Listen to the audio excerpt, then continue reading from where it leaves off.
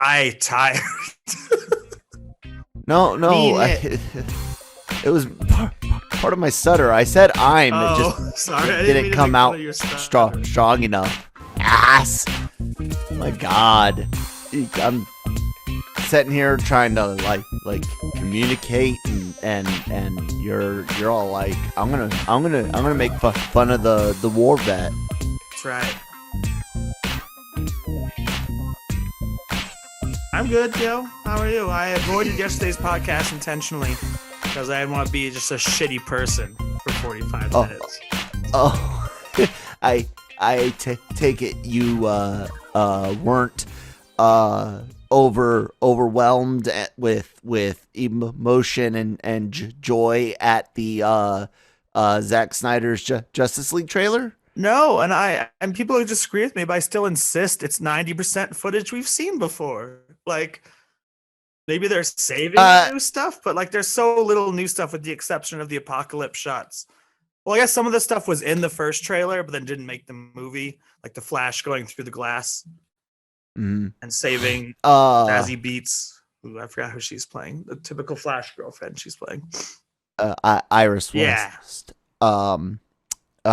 which the uh lady on the Flash TV show, uh, she's perfect anyway. So I would have just still used her. I also hear the TV Flash done a is better than. multiverse thing. I like out of all the CW stuff, the only one I liked was Flash. Like I take that back. I liked Supergirl's character. I couldn't watch her show, but the crossovers were pretty decent. Did you watch Agents of Shield at least for a while, right?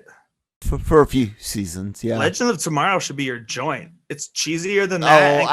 I tried. Have you tried I it once couldn't. Constantine's been a new Mm-mm. character? I only watched the Constantine seasons, but now every episode is No. about magic because it's his show now.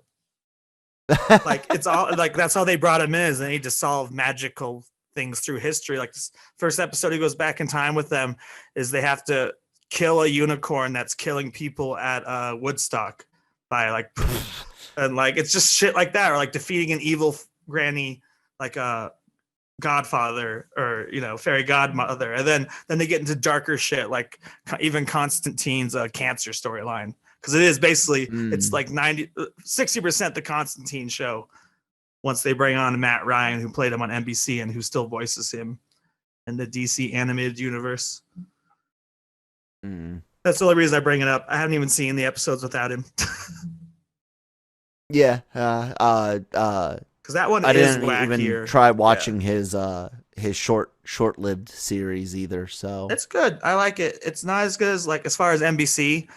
I've been talking a lot about Hannibal recently because of the Clarice show. Hannibal feels like it's a Showtime show on NBC. Constantine feels like it's pretty procedural. Monster, like weird thing happens, find the demon, investigate, end it. But yeah, at the take it same out. time, it seems to Yeah. push the limits of what an NBC show can look like and do as far as horror. So like it's not as good as even the CW stuff, which is like pure genre. Right. But some Well, episode, one of the episodes is the first comic storyline, Feast of Friends, almost panel by panel. So interesting. Might have to check it that's out. the DC I like. Fuck this Snyder shit. On that, good morning, everyone, and welcome to LR Mornings. Today with Kyle and obviously Nick Dahl, shitting on DC. Snyder DC. Like I said yesterday with Jammer. Pretty much, I'm like, yeah, I'm gonna see it. No, I don't think it's gonna blow me away, but I'm not the target anyways. I'm not a DC guy, and I'm also not a Zack Snyder DC guy. So it's like, yeah, I'm gonna watch it, but it didn't do anything for me either. What, like watching the second end game trailer with the quantum suit reveal, like when those quantum suits revealed, it was like goosebumps. I don't get that ever watching DC, but I know people do, and that's great for them. I'm happy that they're getting See, I their do for the right movie, goosebumps. and I even did for Snyder movies in the past. You watch the Batman v Superman trailer, I get Yeah, goosebumps because I'm didn't like, care. oh, Batman.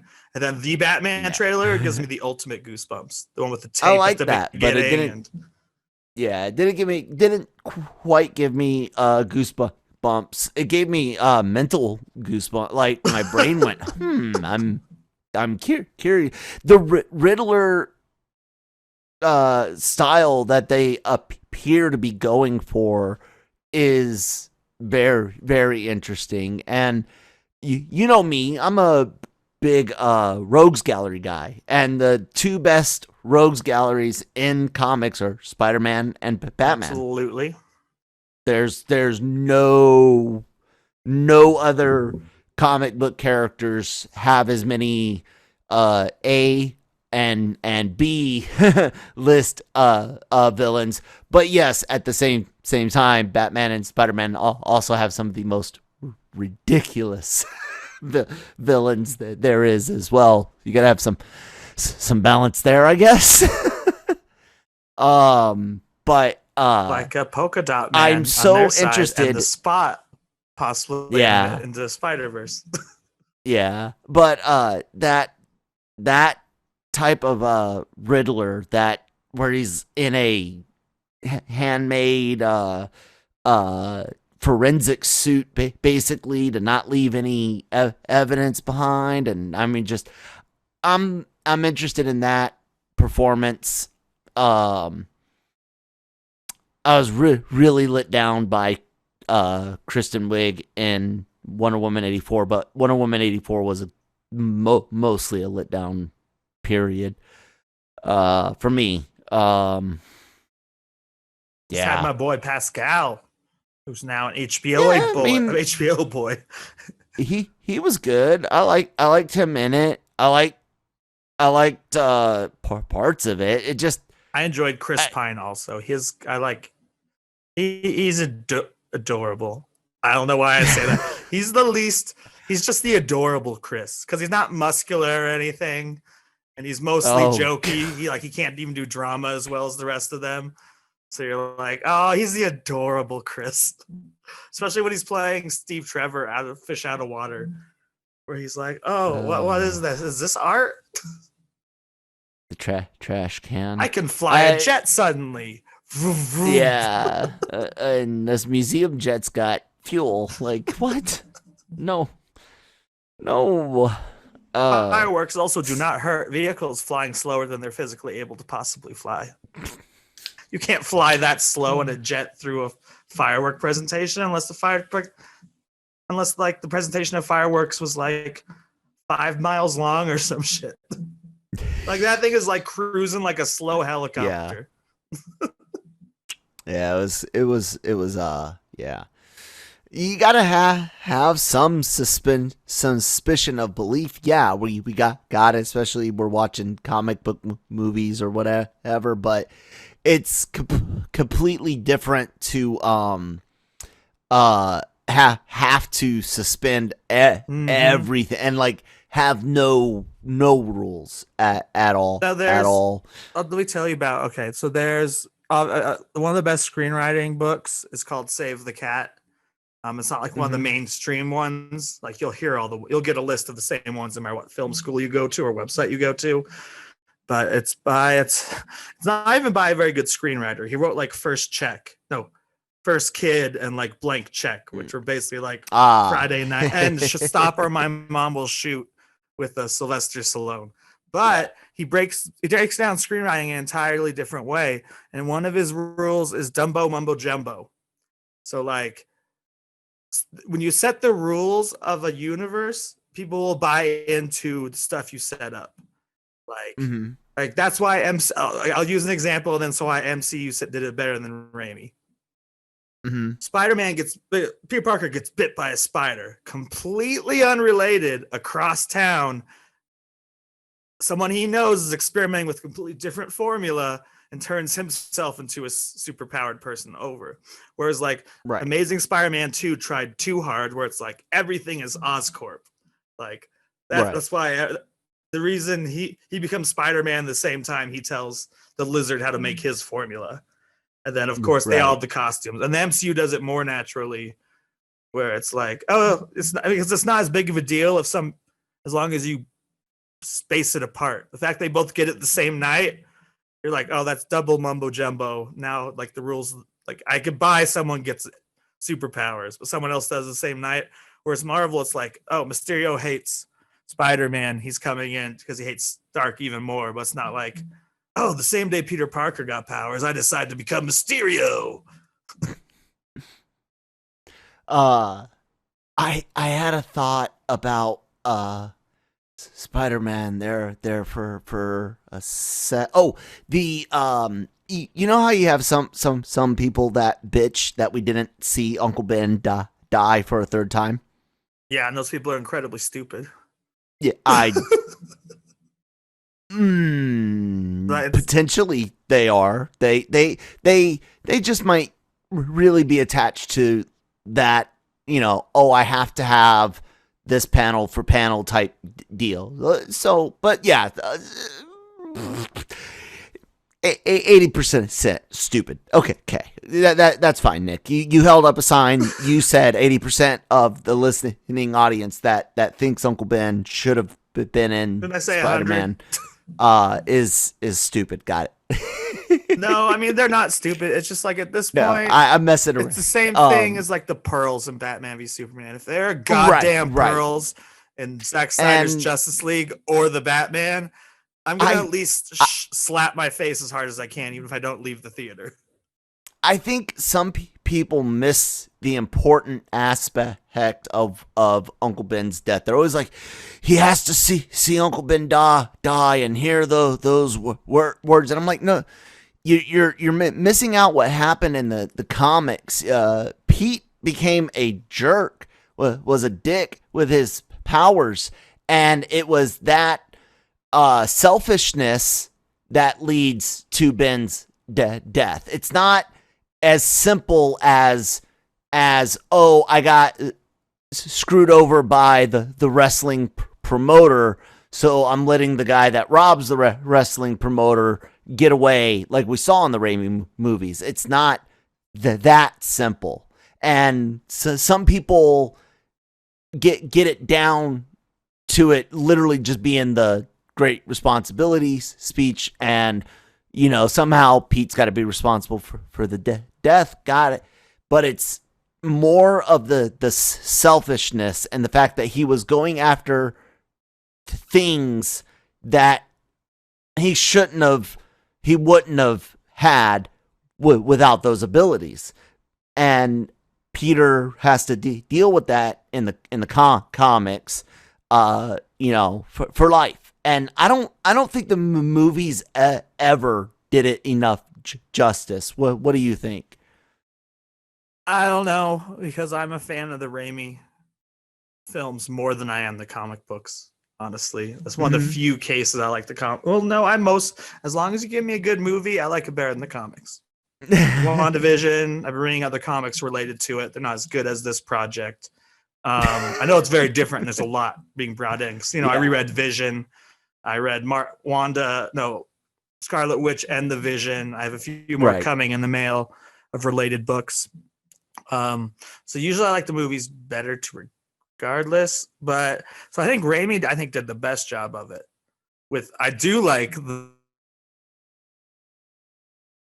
like, well, since when is that my problem, that they both say, and like the seediness of that more than I like, and also they also combine it with what people forget. I haven't seen the movie in a while. Yes, Uncle Ben got shot because he let that shooter go. Where he's like, since when is that my problem? Back to the other guy. But his uncle wouldn't even be parked outside if he was telling the truth about where he was.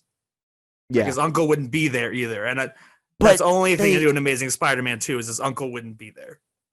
Yeah, they gloss over what it does to Peter and focus so much on the famous responsibility line is all That's why Is I think Far From Home does it for an entire movie and does it even better, even though it's Stark, not Uncle Ben. He's right, but I the was whole gonna time say he's like destroyed by the death of Stark, and he's like, how can I fucking do this happy? Like I thought I was a hero, but like right, right, and he, but even then, while he wants to be selfish, every time he does the right thing, which is what Spider-Man does. I wouldn't mind to kind of meet those dummies halfway. I don't want to you want it see done differently. Ben. Right. I don't want They to mostly haven't see read the Ben. comics. They want to see what they've seen before. Right. I want to see Pete being like in some flashbacks, memories, or something like that. See him being an asshole, a jerk. Even having May be like, "What the hell's gotten into you?" or something like that. You know what I'm saying? Like, I wouldn't mind seeing does that. happen, but much quicker in Spider-Man, where he's And, like, "Whoa, what happened, Pete?" Like when he does that little jump down yeah, the stairs. right. But I It want to also see portrays him him with being. painting. It's all there, Kyle. He was supposed to help paint. He was supposed to help paint. I can't. How They dare even dare? reference that But in you the know what third I'm movie, I saying? think. Something, I guess. That's what I could see as a potential, like, maybe not even in Spider-Man 3 if we got to keep him in the MCU, which I still don't think we will, but we'll see. I think he's going to be sent away in Doc Strange 2, but we'll see. But if he if makes it he's to Doc stuck Strange too, in, he's not confirmed to be in Doc Strange too, is he?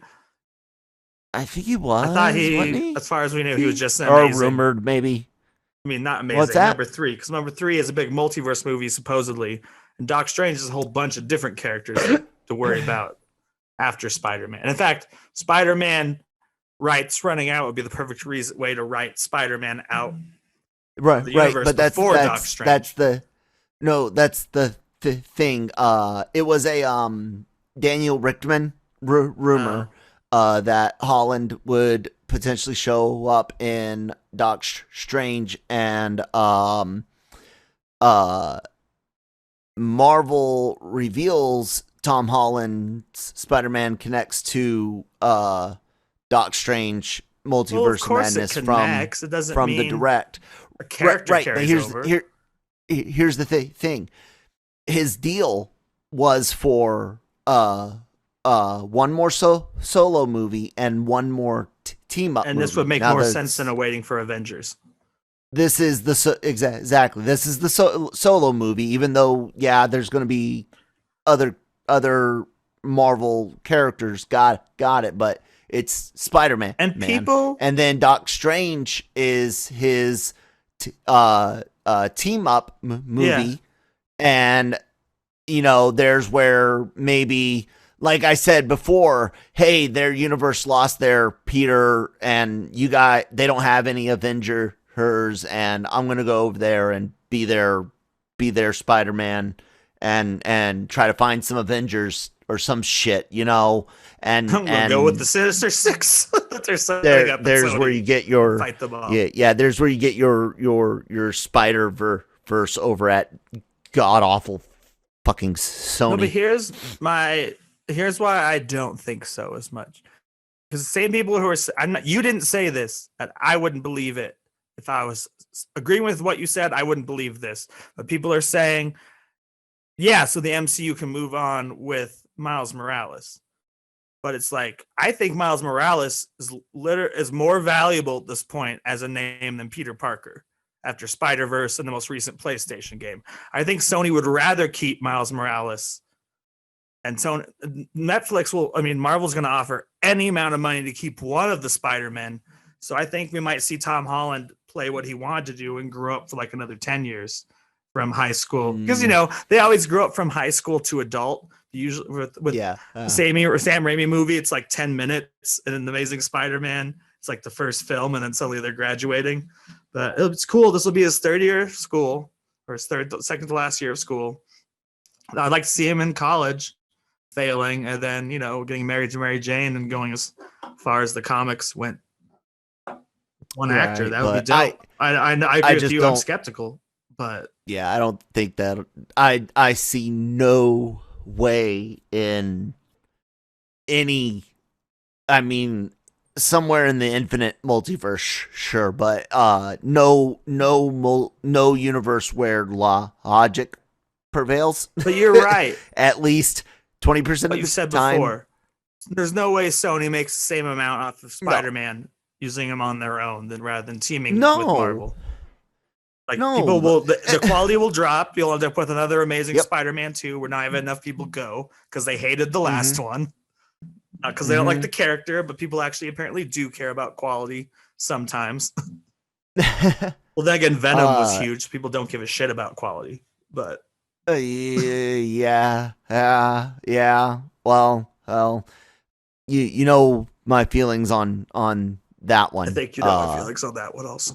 Fucking I blame the Communist Party of China for a lot of BS, potentially forcing Nightmare and Mephisto to be some sort of amalgamated,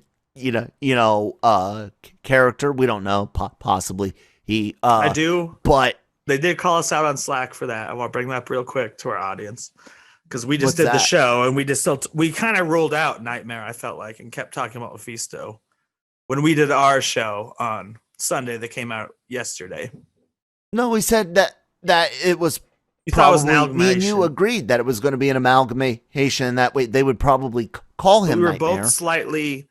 I think they still call him Mephisto, but we were both slightly unsure of that because the fact that Nightmare feeds on sleeping people. But I was thinking Right. since that, I'm like, well, if the kids have been sleeping for the first 6 episodes, then Nightmare could very well, because as of our Marvel Multiverse Monday, which was yesterday, I thought it was more likely that Grim Reaper would be half like the Mephisto like split. But after I remembered the part where Evan Peters, not Peter Evans, is saying Yeah. like, oh, you like kept him in sleep like this whole time. I'm like, that Right. might be Nightmare, not Mephisto. Yeah. Because Like I he said, appears the episode that they all wake up. yeah. And like I said, it won't be 100. Because he doesn't have the like soul splitting ability. So like if they show any of that and they still use the name Nightmare, then it would be the amalgamate thing. I don't see how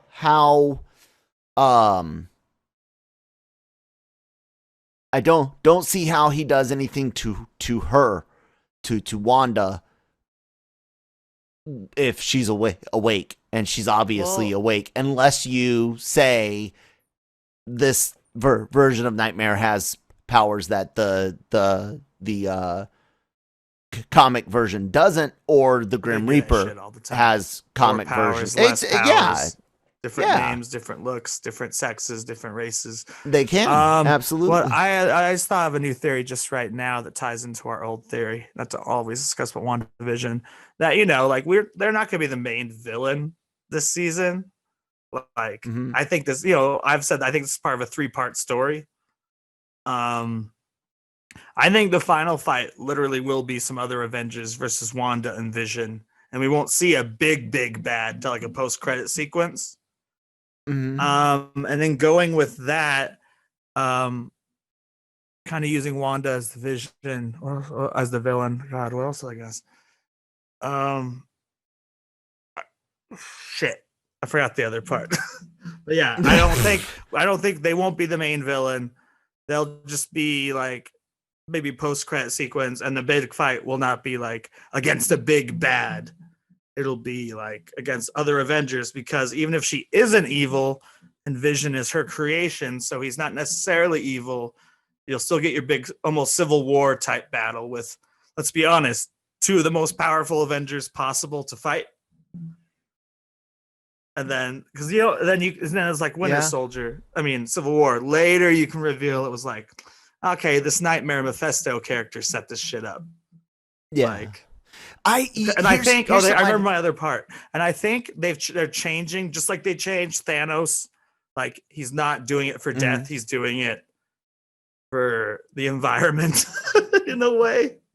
I think that the universal environment. I think whoever's seeking power, whether it be Mephisto, in fact, this makes most sense if it is Mephisto, will somehow in this universe gain powers from the multiverse being broken, which is why we see him possibly on the stained glass window in Loki, because Loki's show should be about him traveling between not just years but universes. Yeah. Potentially. So I think the plan is to break it, and that's where he somehow gets his power, or maybe he brings in, the power of every, Wanda or whatever, or like all the supervillains they've already defeated in different dimensions, and he just like there was the one I don't remember if I mentioned it on our preview episode before WandaVision started, where maybe I said it on an LRMornings episode, but before the show started, I was like, maybe it's Dormammu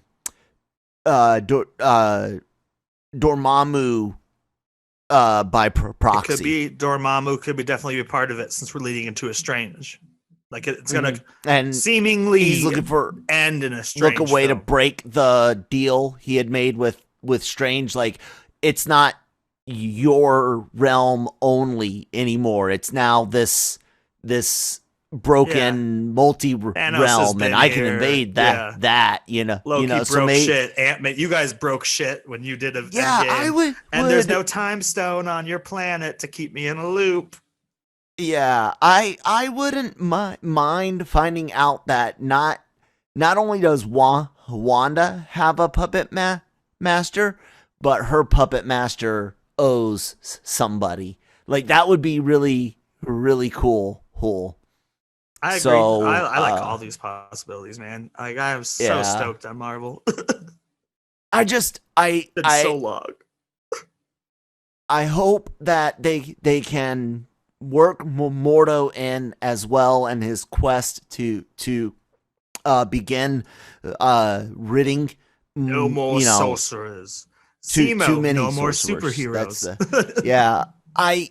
Because I really want to see the Empirical and the Last Days of Magic story in like Doc Strange 3 or 4. If Mordo's been pulling off all the strings behind even like someone like, or at least he's let's say like in one of my favorite Batman comics, Hugo Strange uses Prey, Scarecrow, but in the end Scarecrow does kill Hugo Strange, and it's like, you can't control me. It's like, so maybe Mordo, like someone like Dormammu thinks he's using Mordo, but Mordo's like, no, this break in reality is what will allow me to drag all the magic out from Doctor Strange to Wanda, and we can just end everything. I could see where he might see, maybe he doesn't necessarily plan it or make somebody do something, but he benefits. He sees where he can benefit from it or move pieces in a direction. Yeah, Dev. Have you read Last Days Last Days of Magic? No, I have a lot of the classics. Oh God, dude. I look it up when people think that's part of a show. Then I get on Wikipedia and research it, or I listen to you and you explain it to me. It is a awesome I've never read story House of set. M. I'm working on it. What's that? My copy's coming in the mail from like Great Oh, Britain. the House of M. But I haven't read it. I just know like things like AVX follow, and like straightly because of that. So the last days of magic, basically there's these creatures that can destroy magic through the multiverse called the Empirical, and they're technological, and they want to wipe out all magic, and so all the magic users in Marvel's universe, they're like limited in power, and the only things they can really do is use talismans, items that have been imbued with magic that hasn't been drained out like yet. that whip. It's They both have like the right. Yeah. They talk about that in the first Doctor Strange. Where it's like the cloak technically is too. It has to choose Dude, you. There's a scene in the story where Strange is out of magic items to use, and he's like, I only know one more source, and they go to Fisk, and Fisk has got a vault of magic items God. because Working a cameo Fisk it's like that. Oh, D'Onofrio. Oh my God, that's all you need to do because we know who he is, and if you don't, it's not that important. Yeah. And let's say they're teamed up with Spider-Man at this point at the end of Doctor Strange 2. So Spider-Man and Doctor Strange go to visit Fisk. Yeah, but it's a great, amazing story. I can't recommend it. I can't recommend it enough. Yeah, I think, and to see it in a done in a Marvel MCU way, which I know they would change it, and I'm okay with that. But I think that would be a really cool story to do. What about this pitch? Okay, you say Spider-Man is in Doctor Strange 2. What if we don't see him until he's needed? Doctor Strange is using his magic, fighting people, probably alongside Mordo, but Mordo's not telling him what the fuck's going on. I'm trying to get like Wanda's probably like at that point the villain. We assume that it might not be true, and then suddenly no more magic. So who does Doctor Strange need to call until he can get the device full of rooms? Fucking Spider-Man can kick most people's asses who even have magic, because once Strange loses magic, his hands don't even work. He's just a 40 to 50-year-old man. Peter Parker's strong.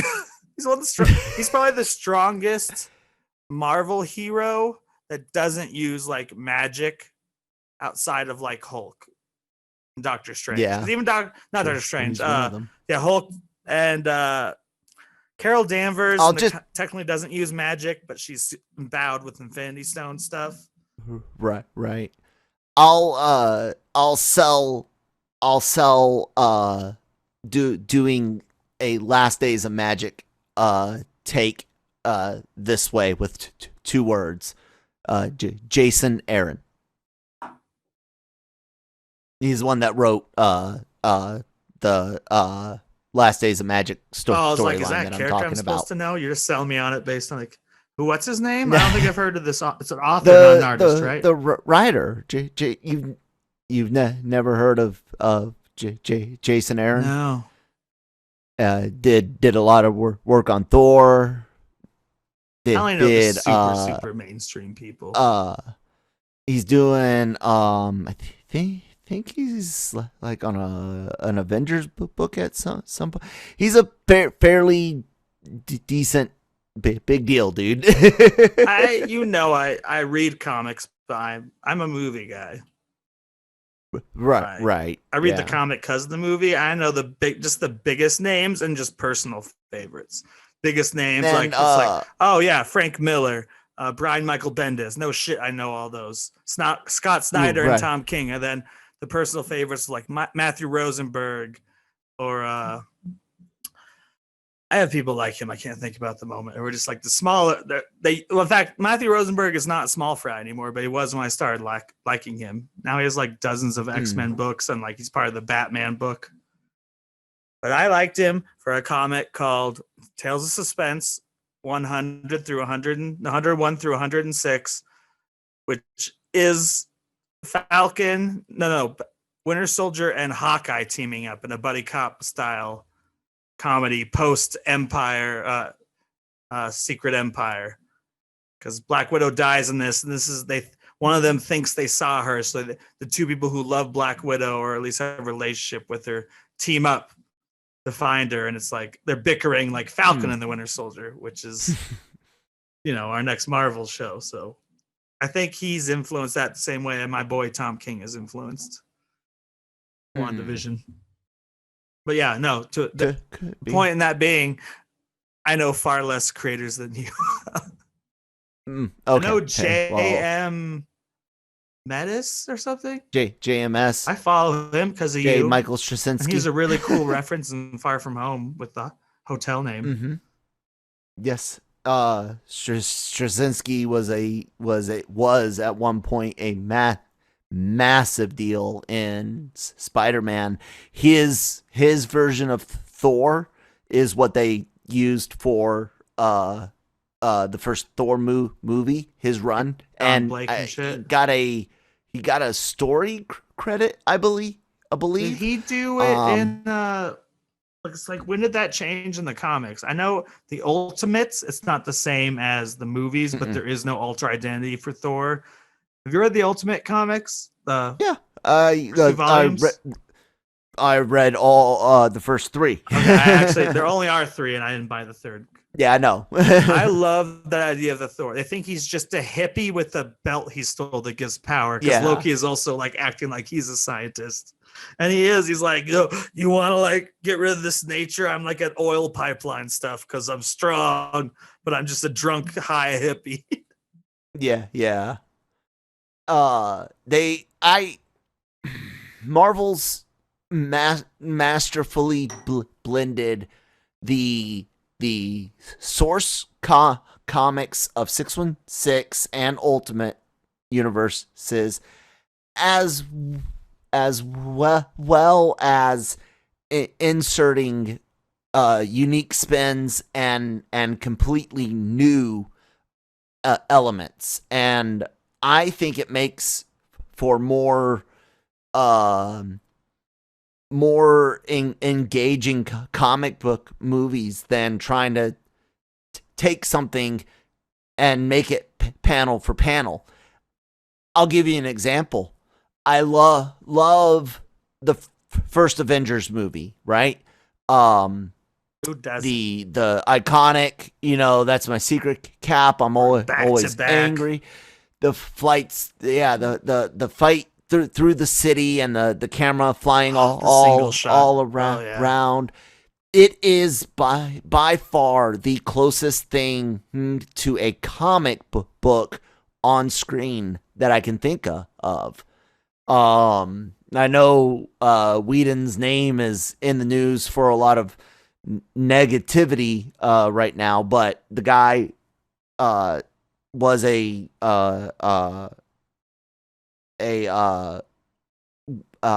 well-liked comic book writer and creator. His time on like Astonishing X-Men, people think is still one of the best X runs that there is. So it makes sense, but they kind of said, okay, we made our comic book movie. Now let's make comic books into movies, I think.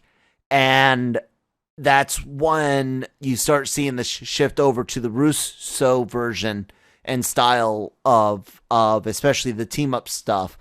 And you're gonna insult I like it. My 4 favorite movies. What's that? Oh, you do like it. You say I like that, right?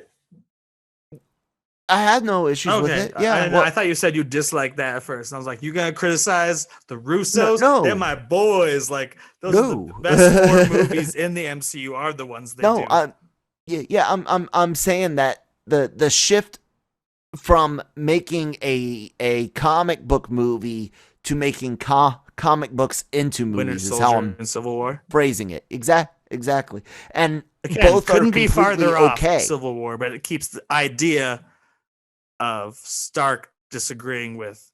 Obviously, it can't be about some kids we've never heard of who had an explosion fighting supervillains we've never blowing heard up of. A school, yeah, and then like destroying the school and neighborhood, and that kicks off. And then you can't throw in classic characters that are in it, that aren't already in the MCU movies. This is not a movie to add characters, though they add actually 2 excellent characters. Kind of due to default. It always sounded like they want Spider-Man.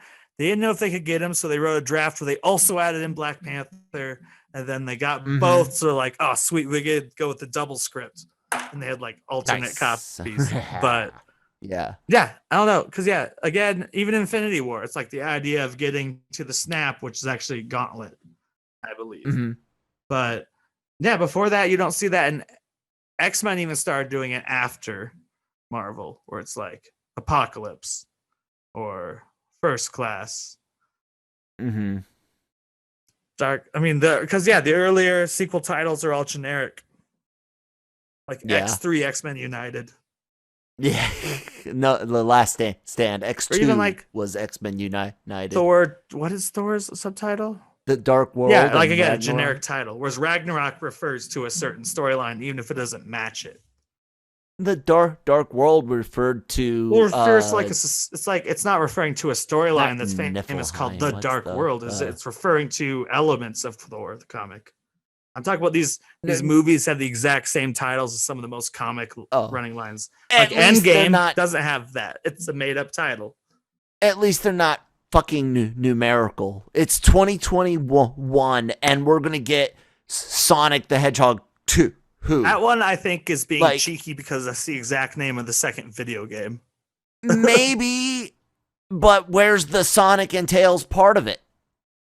Right? Wasn't the original called Sonic 2, Sonic and Tails? Maybe they should. And then maybe they're shortening the title. But no, that's the thing about it's cool when they do and when they don't these days. It's like, and because the number drives me crazy with most franchises. Mm-hmm. It's like even Iron Man 3, I'm like, what the fuck? I know it was done before the rest, but they're just not. They should have retitled them like Star Wars. Inside of I so like Iron Man 3, Iron Man Extremis. Agree. Yeah, well, I was gonna say I would have. They are using Armor Wars now, but before that announcement, I would have made 2 would have been Armor Wars, and 3 would have been Extremis, and that's how first one I would have went Iron back and Man. renamed them. The only one that has a subtitle, that's the first one, is the first Avenger. And the only reason he's had subtitles this entire time is because some people don't carry the Captain America part of the title. Like I think in Russia, it's like the first Avenger Battle 1, and then like the first Avenger Battle 2. So they can avoid any of the politics in the title, but still release it. Wow. They'll love Black Widow over there in Russia, I'm sure. Yeah. Well, no, because she betrays them and yeah, but they got Russian Captain America. They don't even have to like edit his suit and post over there, so he looks like he's wearing a sick. They already got him in red. I am that's funny. That's good. Good swipe, Nick. I like that. What? No, you know what? Let's talk about that for a second. What what Nick just did, if people didn't catch it, is the fact that they went in and CGI'd over the red suit for Soups in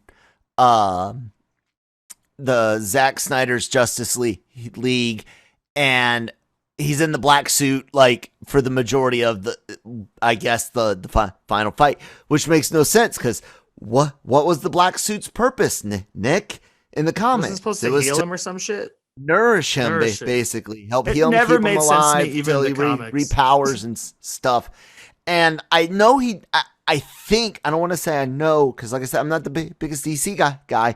I think he did have to do some fights in it, but it wasn't like he was... I think he wore it for full power. For a while. Yeah. Just like the symbiote. He wasn't full power, but he wasn't... Symbiote. Oh, fuck. It wasn't what it appears to be in this movie, which just appears to be, I wanted to put him in a black suit because it's cool, you know? Like, that's what it appears to be in this. I don't know if that's what it is. No, I'll tell you what it really is. I think that's what it is. That's not the reason it's cool, is that it's a black suit like Spider-Man.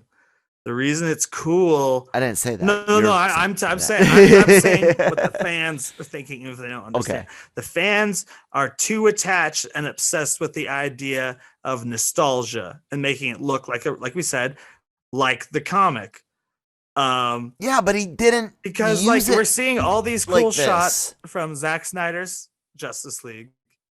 Right. And it's like, oh, okay, that looks dope. That's why I've always dreamed of seeing that shot of Superman, in that pose, shooting lasers out of his eyes. Right. And I've always dreamed of seeing the black suit. Snyder's just throwing it in to please people, to placate. It's like the worst of Star Wars, where it's like, I'm gonna give you what you want. I'm gonna give you the Joker tweeting a meme that we live in a society, which is literally a joke that notches. I love it. That's my favorite part of the trailer, because it kind of wrecks the rest of the trailer with comedy in its most serious moment. If you don't understand it, then you're actually probably someone who's not interested in watching the movie, because they're only advertising it online. But that's the idea. It's like, that's the reason maybe WB wanted to make an actual Dark Knight Returns live action movie time down the line. But Snyder's just been mining it for 3 movies, where he's like, I'm going to take this part where he has the armor and get rid of Green Arrow, but put that in Batman v Superman. But I'm going to put this part from that classic comic, the Bat Tank, in Justice League. And I think it's the only reason I keep wanting to say Spider-Man for every character. Joker's in that movie too. And I think I've said this to you, I think, in addition to Breaking Geek. And I actually will enjoy watching their scene, because apparently, see in the trailer, he's in a straight jacket compared to the picture. No, a bulletproof vest that says SWAT. Apparently, he's supposed to be surrounded by badges of all the police officers he killed. Pretty awesome Joker. But yeah, at the same time, he's just giving us what we want in short bursts, and kind of misusing it, because we're I remember that from the comics. So he's watch it for 2 minutes out of context. Boom, there you go. You want Granny Goodness for a 45-second shot total in a 4-hour film? Boom, I've given you that. And in almost that way, if this is considered canon, I know it's a multiverse. It's not. They already said it was. Shit. Did you see my post that I shared? Something.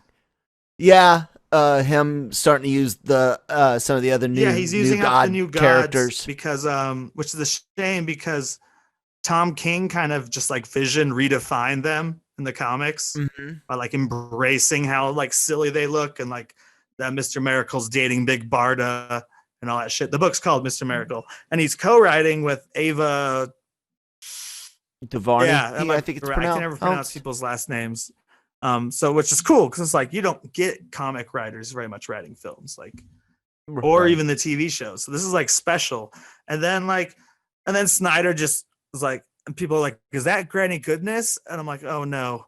And it's yes, he's used him up too. And then I complained about that and tagged Ava, and she started following me. Just the idea of Zach's kind of trying to do everything at once.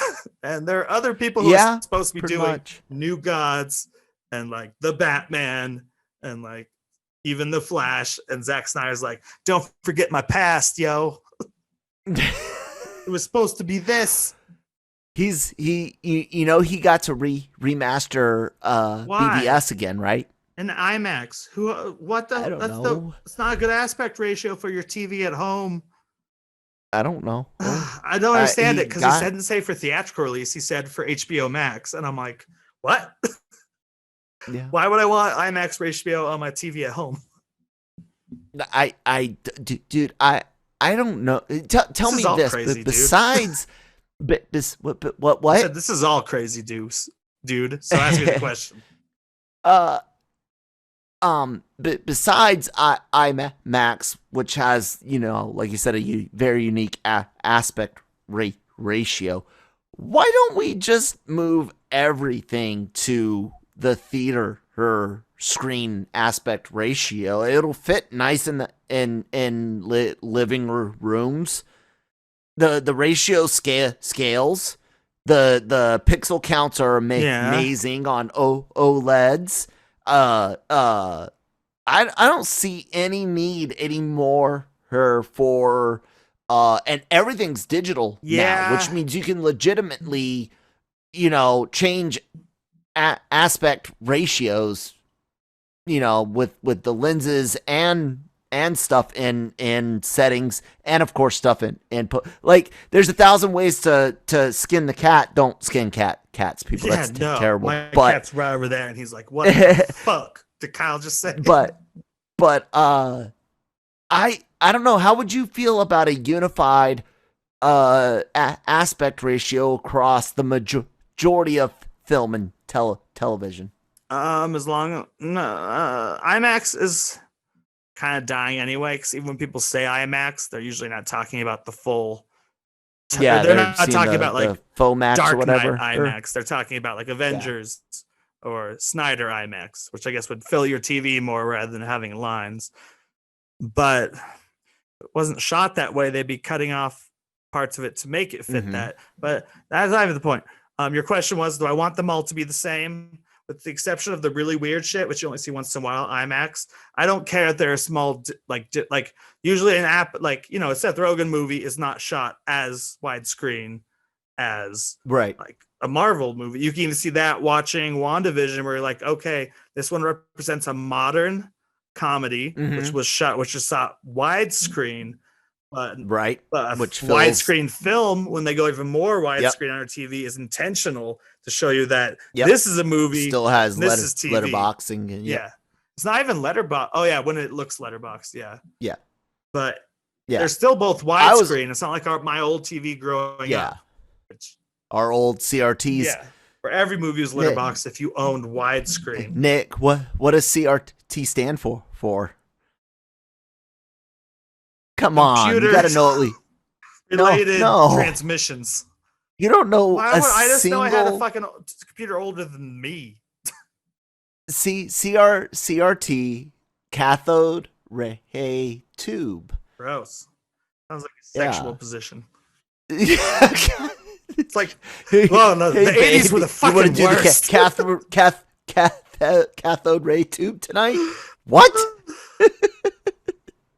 You need help, dude. Yeah. Oh my god, I hated how heavy, and when they finally made flat screened CRTs, those things are so heavy. I had that in college, and that's the one featured in the most recent WandaVision ad, which is the Malcolm in the Middle year with Kat Dennings is in the ad, and it's like I had that TV. With the flat screen and the more widescreen, but not as widescreen as a normal TV now, aspect ratio. I think mine was like a 30-inch. I think mine was possibly as big as 34, and it was heavy as fuck. Oh, God, Especially my first year of school, carrying 3 floors up on a dorm, you know, because of its California dorm, it's motel style, where it opens. And there ain't no... elevators either. I mean, it's like my apartment complex now, but my TV is a lot easier to carry up than my bookshelf. Yeah. I don't like, my son doesn't have any respect for the technology that he has. It's so weird because you're a little younger than me, but you mostly grew up similar to me, experiencing all of this tech that we are used to today as it came out. Absolutely. You know, for the most part. Like I mixed Betamax, but I didn't miss what were the big ones? Laser discs, because they used laser discs in my schools up to high school. Yeah. But we've gotten to a point, and I think it was a one of Simon Whistler's channels, either Today I Found Out or a top tens video on YouTube, where I think they were discussing how science fiction influenced technology, and not necessarily in the best way. No, actually, I think it may have been a Austin Evans video, now that I think about it. Anyway, Hayes, here's the point. Touchscreens and all these wireless technologies, gestures, voice control, all this stuff was all in sci-fi books before it became, reality. And the whole reason it became reality is everyone thought, when they read those sci-fi books or watched those sci-fi movies, oh, that looks really cool. cool, and I can't wait till we have that. And when we didn't have it, when that kid got to high school, he started studying computer engineering or whatever, right? And then creates the touch screens and the Bluetooth and NFC, all the wonderful stuff that we have. And but we get up to a point where now it's just the same tech, just better, more efficient. When's the last real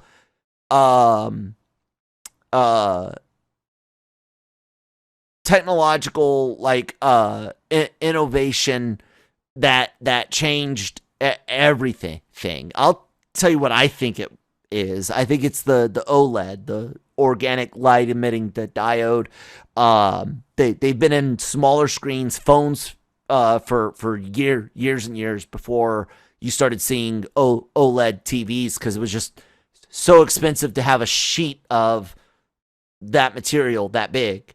But yeah, dude, think about it. What tech has come out and innovated that much?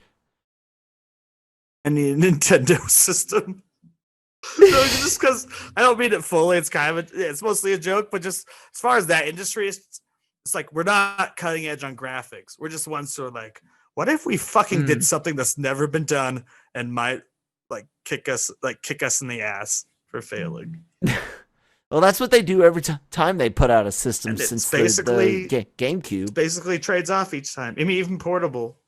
I thought the DS was a stupid fucking idea. I bought it day one, and I'm like, no one else is gonna buy this shit. I don't know. As far as a piece of tech that's changed a lot, I would say 4K TV, but it's just a higher quality I can barely notice. Yep. So maybe the smartphone or the tablet was the last time we took a big actual change. And you're talking 07, over 10 years ago. 08, 09. Well, the smart and maybe even further back if you go with BlackBerry. iPhone wasn't until 09. Yeah, I was going to say you can go further back if you want to count stuff like BlackBerry. I think that's a different, the smartphone revolutionized. Yeah, the I know what we're thinking. Yeah. The rectangle with a touch screen. It jumped the phone more forward than probably it had been jumped until car phones. Here you got a cell phone. Here you got a smartphone. It's what is that? God, I should know this. Technology. What is that thing called? Moore's law. Moore's law talked about the doubling of transistors on microchips every 2 years, and that costs would go down as sizes go down. It's this whole thing, but it hit a wall basically in the CPU world, right? And for a long time, Moore's law did fit, and then all of a sudden, we hit a wall, and it's like, yeah, maybe we can go smaller, but we can't get faster, or we can go faster, but we can't go too much smaller, and I think almost all of technology for the moment, we seem to have gotten comfortable, and we just want what we've got more efficiently. But I think that might be because what we have isn't exactly the most efficient. I mean, think about texting. How effective and efficient is texting on a touchscreen? I got used to it. I don't know. I missed my buttons for a long time, and I held on to them. Right. It's nowhere near. You make more typos. But it autocorrects more than they used to autocorrect. To an annoying point where you're like, I meant to say fuck, or yeah. But it memorizes what you type, so mine changes words like duck into fuck, and I'm like, exactly. Oops. Exactly. My phone was taught that I am indeed saying fuck. So it's I mean, yeah, it's easier to type out messages on a keyboard on AOL Instant Messenger in 1996 than it is touchscreens.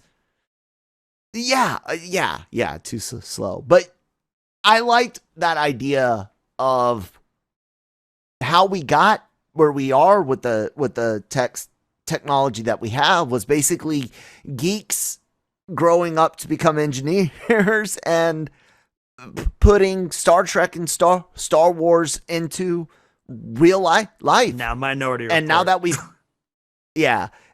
we've got it, Nick, look at sci-fi made today. There's no other than things like, things that help keep you immortal, cloning, time travel, and space travel, things that break physics or whatever. Other than that, when you look at modern sci-fi, it's all still, voice control, touch screen. Nobody's thinking of anything new. Or like going even to like Stark, where he just is moving around shit with his hands, which is slightly more advanced than Minority Report, because you can actually like put on like the fake like which we can do sort of with augmented reality glasses and things like that. Does debriefs just like that. That would be awesome. Yeah. Yeah, it's even more advanced than like the Minority Report technology, which is which is more than come true with like smart TVs. And even like touch screens kind of. I went like here, I can like zoom in on that. So I like to be Tom Cruise, but without like the 2-fingered gloves. Yeah.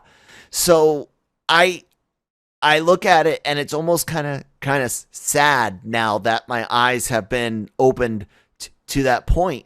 We are not necessarily innovating. We're refining, we're enhancing, where we are streamlining, but I don't know if we're innovating much anymore. And I think it's honestly a lack of imagination again. We achieved this sci-fi world, and now everyone's kind of like, okay, what's next? Like people like next? Adam Savage got it. Building his own fucking Iron Man suit. Ba-boom. Yeah. The end. That was Tech Tuesday. I'm not trying to end it. I realized halfway through, I'm like, oh, now I know why we're talking about tech suddenly. I felt forced at first. I'm like, this is your promise to the audience. Crystal's like, why are we discussing tech in such detail? We had a completely smooth transition to that's tech. Why it lost you me. Just were that's surprised by the detail. I was like, what? How did we get here? It's yeah. I am. What do you think, man? Do you think have we lost the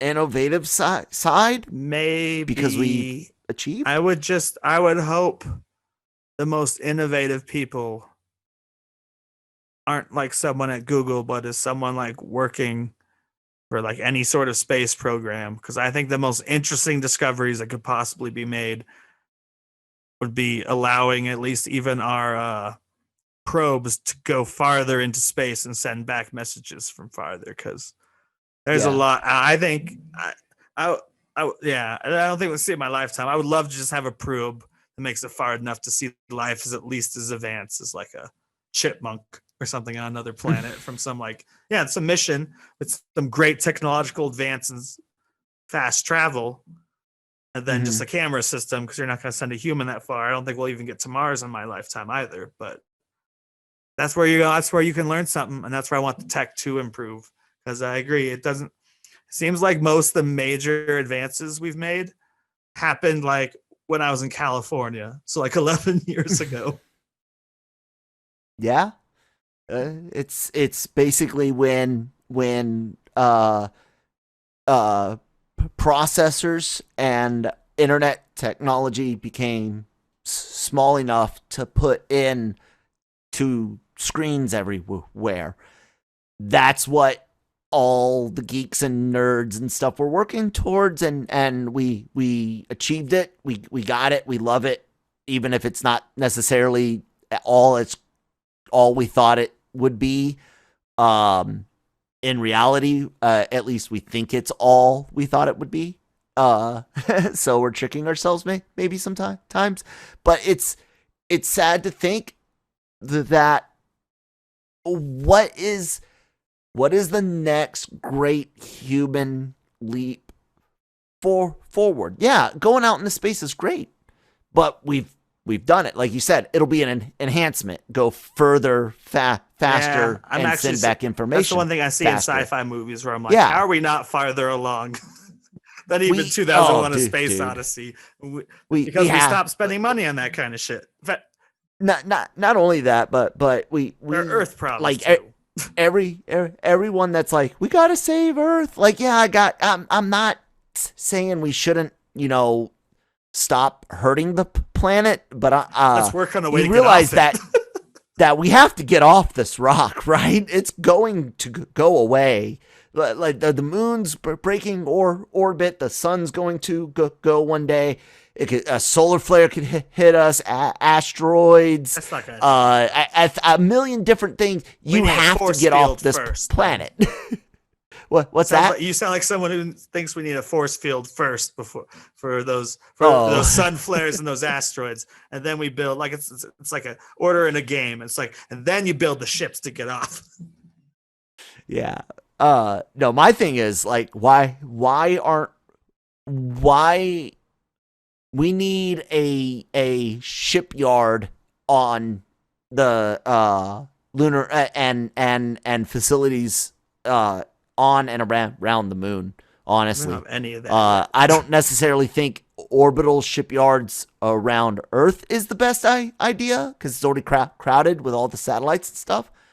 But I think the low gravity be really easy to get, from the lunar base up to the docks, the shipyards, and work on probes and craft and all that shit. Like, that should have been the fucking goal, because you can send materials up without humans, and then you finally start sending the humans once robots and enough shit's gotten up there and set up. Fuck it, love it. I will tie that all up with one of my favorite quotes, which has been someone put onto the trailer of Zack Snyder's Justice League. It's a line that comes from Harley Quinn, the animated TV show on HBO Max, which is an R-rated like comedy fiesta, like Deadpool level, if they ever release that Deadpool animated series. So in this scene,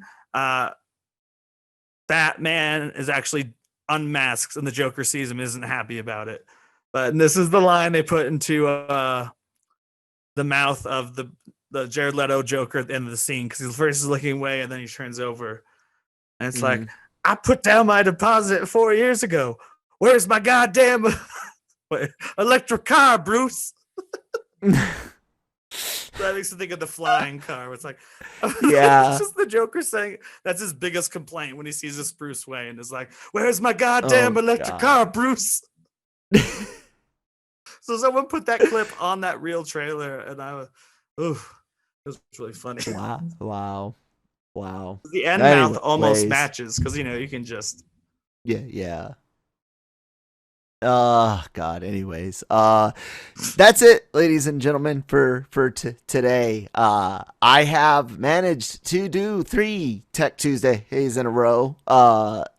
We've done 2 live shows in a row, I think, or no, we had a break in between, but we should be live this Thursday morning, 10 a.m. Eastern time, 7 a.m. Pacific time, on YouTube, on our Twitter, on our homepage, probably on my Twitter. Like go follow, subscribe, and all that stuff on all of our channels and things, guys, because we got big plans and they're all starting to come true. Please go back and check out our episode yesterday to hear an interview with Mike Tully from the Tully Show, Tully Time Podcasts, and the Jason Ellis Show. I'll actually be speaking with Kevin Kraft from the Jason Ellis Show as well here in a few days. He's going to come over and chit chat with us for a bit, and you guys don't want to miss out on any of that. And I'm working on other great. Man, I had a good run there, didn't I? I'm working on some other great things for you guys, and yeah, do it. Like, share, subscribe, all that good stuff. Nick, where can people find you at? I rocked it. I'm at Geeky Nick Doll on Twitter, and I'm on this podcast sometimes, and I also do Breaking Geek Radio, the podcast, every Friday, and Marvel Multiverse Mondays on Monday with Kyle. It's a lot of fun. I also write for the site, so attack me for a lack of spelling or punctuation. These things happen. They do indeed. Anyway, you guys know you can find me at that Kyle Malone on Twitter, at that one Kyle Malone, that's the number one, at that one Kyle Malone on Instagram. Thank you guys so much for listening. We'll talk to you tomorrow.